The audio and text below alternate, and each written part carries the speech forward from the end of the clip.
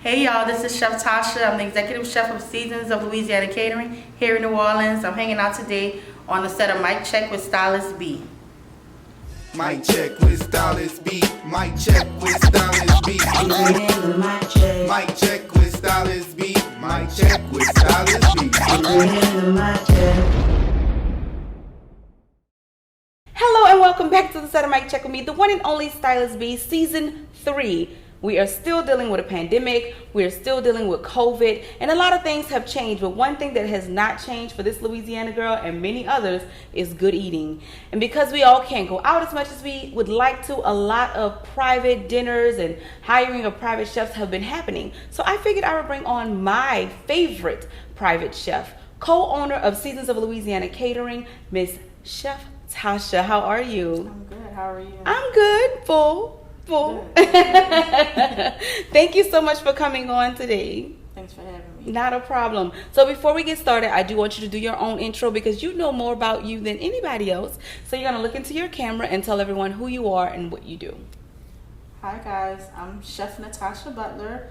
I am the co-owner of Seasons of Louisiana Catering here in New Orleans. We are a full-service catering company and private chef services. We offer an experience for people. These days now I'm going into homes more, so Airbnbs, and kind of just doing like my private chef thing. Myself and my business partner started our business 12 years ago, and we've been doing amazing things. That's all they need to know. You don't need to know more. That's it. Get you, because you have been, okay, often and consistent. And we were lucky enough to be able to dine and experience all that is Chef Tasha and Seasons of Louisiana when you came and did a private dinner for us for Toxic, our director and co-producer, had a birthday dinner and you did it. And when I tell you, it was amazing. I just had to look into the camera for that. Like, Thank you. it was so, you know, it was good. We couldn't even shut up. We gave you like 100 nicknames because it was, it was so good. What made you get into, wanting to do the private chef in private dining? Well, I've been doing mass catering for quite some time now, and I'm kind of I'm tired. And I work a lot.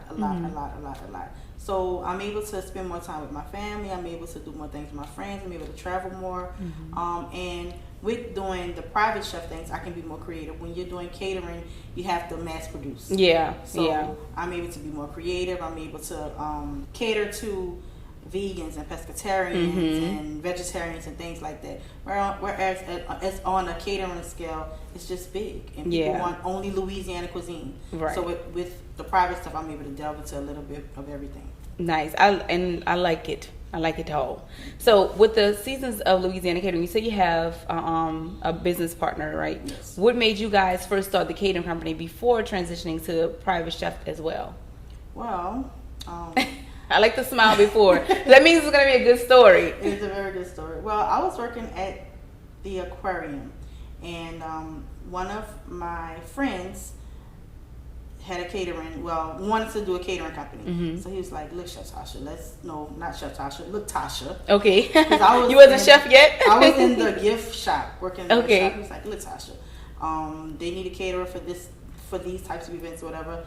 I need you to come be my chef. I'm like, what? And only because he's eating home food for me. So I'm like, okay, let's do this. So he bought me my first 2 Schaefers, the things that keep the food warm. And that was about 13 years ago, I'm going to say. No, it was 12 years ago. It was 12 years ago to be exact. And we did this breakfast for these people, and they came back. By the time they came back, he was gone. So it was all on me. So I called the lady. I'm like, look, I'm by myself now, but I don't really know what I'm doing or whatever. She's like, look, I just need good food. I'm like, I said, I'm not licensed or anything. She's like, I just need this food. I need it for this day. And that was that. So I did her second event. One day after work, I was leaving an aquarium, walking through the French Quarters, and I ran across like a novelty shop. There was a spoon rest that said 4 Seasons of Louisiana. And that's where my name came from, Seasons of Louisiana. I still don't know to this day what made me say, let me start a catering company from that. But I did. Well, you saw the vision. I feel like he put it in you. Even when you don't know what it is, he started working in you. Like, yeah.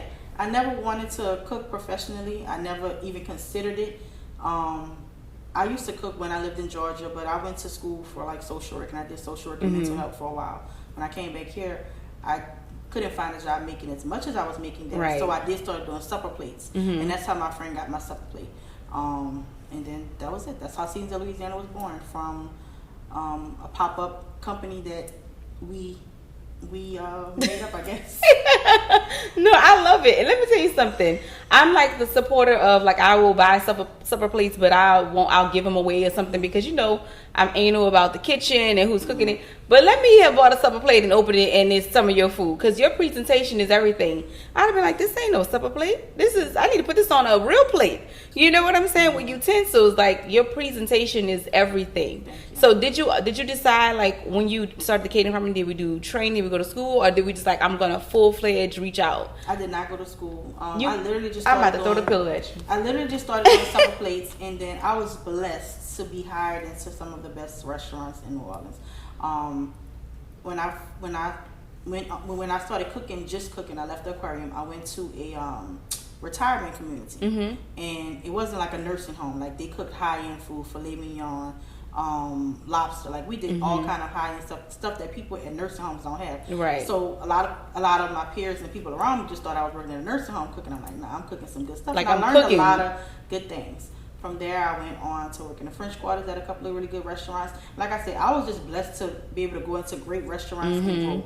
So before I left and went on my own 4 years ago, I pretty much learned everything there was to learn in the kitchen. All while I was working 40 to 50 hours for a restaurant, working 40 to 50 hours for myself at home. So working 100 and something hours per week. Oof. Doing supper plates. Like, I would literally do suppers it started Wednesday. I would do lunch plates, and it wasn't just like your average supper. It wasn't like your fish, bell pepper. I do that now on Fridays, but I used to do like really good pastas, steak dinners, stuff like that, and I would deliver them from 1 until 3, and then go to work at 3:30, and then work till 11 o'clock, go home, sleep a little bit, prep for the next time, and that's how I started. The supper plate is a big thing here, so that was my focus, to try to make that perfect. So for years now, I feel like I put out a perfect supper plate. Like, it's not going to change. It's going to be consistent.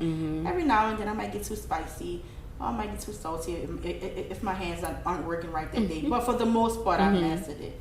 I also wrote a cookbook on a supper plate. It's called A Supper Jump-Started My Culinary Career. It released 2 years ago. Wow. So that's also doing well. Where can they find that? That's available on Amazon for purchase. Now, is this like a read about your life and your journey, or are you giving recipes too? It's asking for a friend. It's 20 recipes, and it's a little bit about my story and my background. Okay, I'm gonna cop that. Tell me where to get it. I mean, them.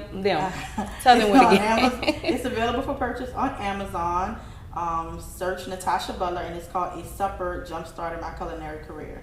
I love it. And I'm telling you, I already know your suppers were not like the average. You get like the scoop of potato salad, a piece of fish, and some macaroni. And depending on whose aunt is in the kitchen, the macaroni might not even be right. See, that's why. But I want to support. So that's why I used to buy the supper plate and then give them away. But see, I'd have kept your supper plate. Good. I'd have kept your supper plate. So, and the reason I even asked if you got training, because I've seen your presentation, and I've seen professionals not execute the presentation you execute, like that have been culinary that, this many years of schooling. So that's why I was like, oh, you must have been. So to find out that you really were just a forever student, like absorbing all of the knowledge and information at the different restaurants, is amazing to me, because you've definitely put it to work. You know what I mean? So I think that's phenomenal. So you started doing the Seasons of Louisiana, doing the suppers while working. That's a lot of hours. And all of this is for something you hadn't even planned on doing. No. So how did it continue to like manifest into what it is today? Support. Like, my family are crazy and big supporters. My family and friends, I've always had great support.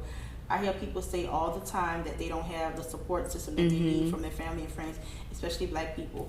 I have never had that problem. That's a blessing. I have never had. I mean, it's crazy to me. I was talking to somebody a few days ago, and like my entire month of October is booked up, booked solid. I can't take nothing else. The last 2 bookings were my cousins. I sent them. They called me. I sent them their invoice. They paid like immediately. Like, we don't have that problem. I've never had that problem. They're not asking for favors. And I'm gonna hook them up because that's my people. And right. They always support but me, the point is they didn't ask for it. Right. And I've never had that problem. And I see a lot of people and they're struggling. Then they not even that they don't have the support, they focus on not having the support. Instead I've had people that I probably wanted to be there for me that weren't there, but then so many other people showed up where those people didn't matter at all. So that's what made my business thrive. That's a word. That's what made my business thrive. Even when like I would get tired, like I might take, I've never taken probably more than 2 weeks off from Seasons, period, in the last 12 years. Wow. Like not doing anything at all. And I see a lot of people now, we have so many different cooks and chefs, they're not consistent. And consistency is key. Like if people forget about you for a week or two, then you know they're gonna go somewhere else. Yeah. There's so many people doing the same thing, whether it's good or bad. If somebody's name is popping, they're going to go to them. Period. So. Yeah, that's, and you know what, just to rewind it, you saying not focusing on the people that didn't show up that you wanted to, but the ones that did, I think that's significant. Because there's no room for supporters to come through if I'm only focused on the ones that didn't. Right. So that's something to take away from that. I know I took something from that, like, okay, that's something to consider. Because in life you always say don't focus on the negative, focus on the positive. So I think you should have that same energy for your supporters. Right. So what is Chef Tasha, Private Chef, Seasons of Louisiana looking like in 5 years? Oh, in 5 years, we will have our private dining studio. Okay. And it'll be a studio. You know how people do birthday dinners, like big birthday dinners. I don't know the number yet, but I'm gonna guesstimate up to 20 people will be able to come and pay per person, and you'll sit down at this beautiful long table that we've had custom built and be served courses. You might start with some charcuterie. I want to focus only on local ingredients and local sourced everything. The Lord says the same. I have my own whiskey because I'm a whiskey drinker. And Okay. I'll have my whiskey in the building, and then everything New Orleans and everything Louisiana. So I only want Louisiana seafood, Louisiana meats. I want to deal with like farms in Louisiana, and just like all of the liquors and beers and things like that. So Seasons of Louisiana can finally hold up to its name completely. And that's it. I want to do the big dinner parties up to 20 maybe, and then small dinners for 2, and just chill. And also do cooking classes at the building and things like that. I love it. As far as the mass catering, I don't want to be doing that no more in 5 years. Now, but are you gonna not do it personally or train people under you to keep it going? I don't know. You don't know yet. That's the part I don't I'm trying know. to save y'all because I'm gonna be having the private show, so I'm trying to save the ones that's using the catering. I don't know. You don't I don't know. Because I work for different people, and I see how like everybody don't have the oomph that I have, and won't put into what I put into it.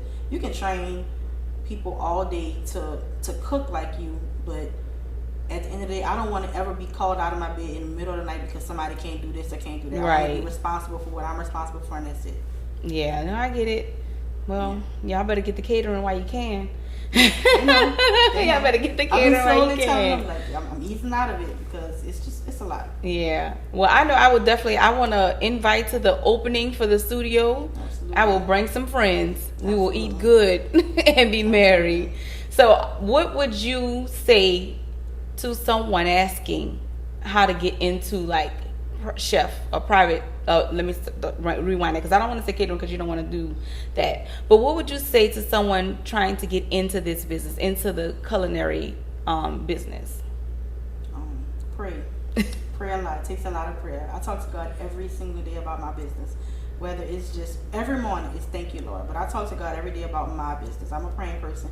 And if that doesn't work for you, then this probably won't work for you. Be consistent. People like consistency. People like loyalty to their customers. Be timely. And just be good. And be confident. Like I feel like I'm really, really confident in what I do. Just like everyone else, I have bad days, but for the most part, you will not know it. You won't know it. Like I might leave and cry, or I might be on my way and cry, but you will not know that my attitude is off. And I find in a lot of businesses, sometimes we can't put our attitudes and our emotions to the side to put in the work. Yeah. But be consistent. That's the biggest thing. Be consistent and put out the best quality products that you can without breaking yourself, without breaking the bank, without breaking people's pockets as well. Sometimes I get that I'm too expensive, and I'm like, no, I charge my worth. I have no reason to try to price gouge anyone. Right. there are some people that charge way more than me, and they're using frozen everything. You know, I won't confirm or deny, but I may have experienced that. That charge way less than me, and they're using the same quality products that I use, but then they're upset that they're not making enough profit, so they're putting that on their customers. You know, they're trying to take every little. Now I will say this: when I first started, I used to take everything I could get, but I still never jeopardized my quality. So that's why I never fell off. A lot of people they'll open up restaurants, or they'll just take on too much and they fall off because they're trying to take everything. I don't need everything. That's enough for all of us. I want the right people. I will turn down a client in a minute because nobody knows how to get on my nerves. No, I love it, but that's how you keep going 12 years later, because you're protecting your peace. Right. Yeah. And you're consistent. Right. So that's exciting. So here's the thing: you have a book out that we gonna go get on Amazon. Are there any more books coming? Soon. I can't say how soon, but soon. We're working on something. I thought it was like soon. You're not gonna get me to tell you a date. That book took me a while because I'm not into writing down recipes. Like, I'm an old school cook. Like, my grandmother didn't write down stuff, and I remembered from watching her and from watching my mom little things that they did. I've never been like standing over the kitchen with them, but I could sit down and I remember how my grandmother gravy tastes. I knew different things that she had on the table chopped up. She didn't say, I put this in here, I put this in there. I remember different things that she used, so it was the memory. So when my grandma died, we didn't have a lot of her recipes. Right. I've always had a good palate, I'll say. So I remember certain things, and I can, make things similar to hers. And my dad confirms, he's like, oh, that tastes like mom. I'm like, okay, cool. Good. You gotta check her. So my biggest reason for writing my cookbook was the fact that I don't want to leave with my recipes. So it's like my gumbo is in there, my potato salad, mac and cheese, different simple stuff. New Orleans cuisine, ravens and rice, stuff that my nieces and nephews, I want them to know how to make. And now a whole bunch of people all over the world are learning how to make these great things. So with the cookbook, I am going to have another one. That's definitely going to be a part. I'm going to have several more. Okay. The law says the same. Because I do have a lot of ideas. It's just kind of hard getting them out. With doing so much, once I slow down more, then I'll be able to put more focus into cookbooks. And that'll be, I guess, some of the benefit of transitioning from the catering so that you can. Yeah. Okay, you're not completely leaving us. It's because you want to do other things for us, like provide recipes. Yeah, I like it. I like it. So I know you said it's coming soon. So like, do you at least have a title you can share with my audience? I don't have a title, but the content of my next cookbook will be soups, sauces, and stews. That's the title. That's the title. It feels title-esque. That's what I'm gonna say. You know what I mean? So it feels like you just about there. So I'm excited to receive that. I won't press you on a date, but I will say keep me posted so we know when it's out. So I know that you are moving to the studio soon. God say the same, and some more books. Is there anything else that you feel like your culinary career is something that you want to like check off your bucket list or your to-do list or your accomplishment list? I don't know. It's a lot of different things I want to do. Eventually, I would like to have a sauce line. I like doing sauces. So I have a couple of really good sauces, like the sauce you guys had on your steak. That's one of my sauces that I would like to bottle up one day. My sweet chili sauce is another one, and I want to come up with some other ones. And that's pretty much it. I love all the different spices and herbs, but we have a lot of people here that does them, and I use a lot of my my local celebrity stuff. My local chefs things. I use like their spices or whatever. So I'm not really interested in that aspect of it because they have some really, really good ones that exist. But I do want to do a sauce line eventually, and like I said, a whiskey line. Not a whiskey line, my own whiskey. That's right. That's right. Yeah. I don't even drink whiskey like that, but when you do it, I'm gonna drink it. That's it. So you haven't mentioned, but you should. You've had some celebrity clients as well. Yes. Can we hear how that came to be? I've fed Super a lot, and she made my Super steak very popular. Thank you, Super. Thank you. I have people that called me from years ago when they first saw her post about that steak, and people love that steak. Like, I actually get tired of making steak, but they love that steak, so I'm kind of happy that it's doing so well. I fed celebrities such as Jill Scott, Anthony Hamilton. Wale came into town earlier this year, and he posted on Twitter that he was looking for the best gumbo in Louisiana. So one of my friends tagged me in his Twitter, and then I reposted and had everybody tag him. And these people called us, and he requested for me to bring him gumbo with a lot of crab, deviled eggs, and biscuits. I can't play with him because he had a menu. They talk about give him some grilled cheese. I'm giving him exactly what he asked for. So I brought that to him. That was awesome. He called me and said, that was the worst meal I've ever had. I was like, you a lie? He was like, man, that was so good. I can't believe it. And this was like 9 o'clock at night. He was like, what you doing tonight? I'm like, I'm supposed to be going out with some friends. He was like, well, come to my concert. Come get on the tour bus with us. So I had to be downtown within an hour and get on the tour bus with them, and then we enjoyed the concert and stuff, me and my friends. That was awesome. Yeah. That's a blessing. They say the way to a man's heart is through his stomach. It was so good. It was good. That was probably one of the, well, he doesn't eat pork. So it was like all beef sausage. I don't know what sausage it was. I went and found it at the store, but it was so good. What else? Rest in peace to Fifth Ward Weeby. He was one of my biggest supporters ever, and he put me on to so many people. I fed so many people under him, and he just was like amazing. Like, I miss him. That's it. I mean, that's it. You gonna give? That's not in one. Everybody. I can't think of everybody. I fed quite some people. As far as celebrities are concerned, I fed quite a lot of people. But yeah. That's crazy. That's it. You know, just like 7, 10, 15, 20 different celebrities. And it's crazy. I don't think we realize when we like step into a purpose that we may not have even known it's our purpose, how it opens so many different doors, you know, from cookbooks to celebrities to private dining and soon your own dining studio and classes. 'Cause I would totally take a class from you. I could see it. And I'm gonna be like, can we order the chef jacket? I'm the type that do too much when I do stuff. I be committed. I'm very excited about that. Years ago, I said I was gonna have a cooking school. I don't know now. That could be one thing. I don't know how big that's gonna be, or if that's even gonna be a thing. But I do know when I move into the studio, we are gonna do cooking classes. Yeah. And my vision is to have like 8 people around this big beautiful bar, and I'm cooking in front of them. We're cooking, we're laughing, we're talking, we're drinking, we're taking shots. I like to chill. I like to have fun. You better. Where can I go? There's rental spaces. We don't have to wait for the studio. Yeah. So like my vision for the cooking classes is about maybe 8 to 10 people wrapped around like this big beautiful bar, and we're cooking, we're laughing, we're drinking, we're taking shots, we're just having fun. Like I said, I've worked hard already. I plan to work hard some more, but I want to just be relaxed and chilled in this next chapter of my life, and just putting out the best fresh food that Louisiana has to offer. Anyway, okay, so let's play a little fun game since we're talking about shots. This has nothing to do with shots, but a great segue into a game. Okay, so what I would like to do is kind of say what you prefer, like as someone eating the food, not the chef. Are you down? I'm down. All right. So would you rather seafood or barbecue? Barbecue.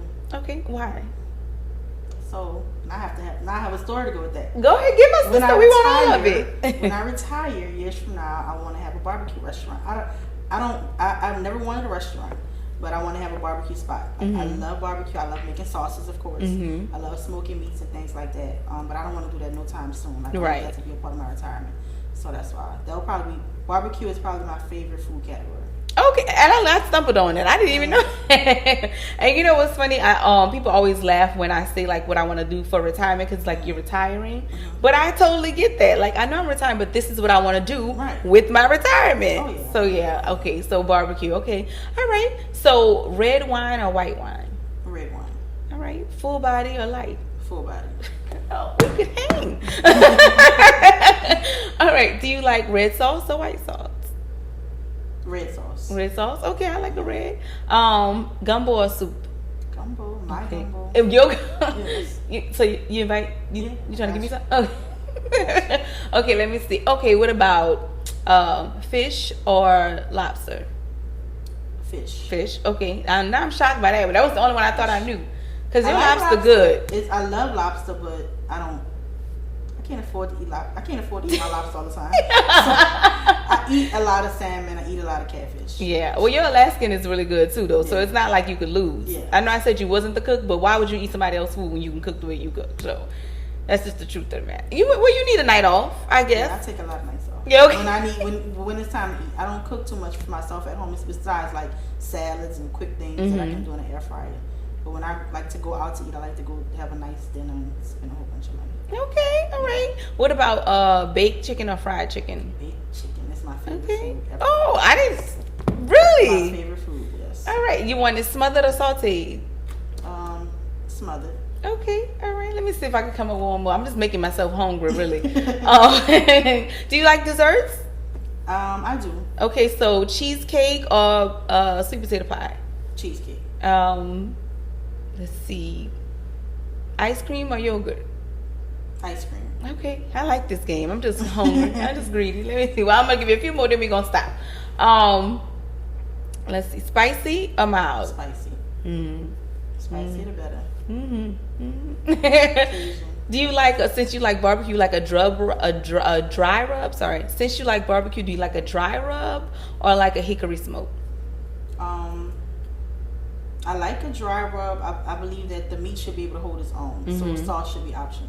Okay, and I like an optional sauce because I like the dip. Yeah, I have control issues. I don't want it on my. I want to let me. Right. You know what I mean? Like because you don't know my I'm heart. like that with wings as well, like with anything on. Yeah, I get on the side. Like let me just do me. So that's good. Well, I'm very pleased to know some of the things that you do like, and to have so much in common. So when I, am ordering things, I know that you will be having it the way that I need it to be.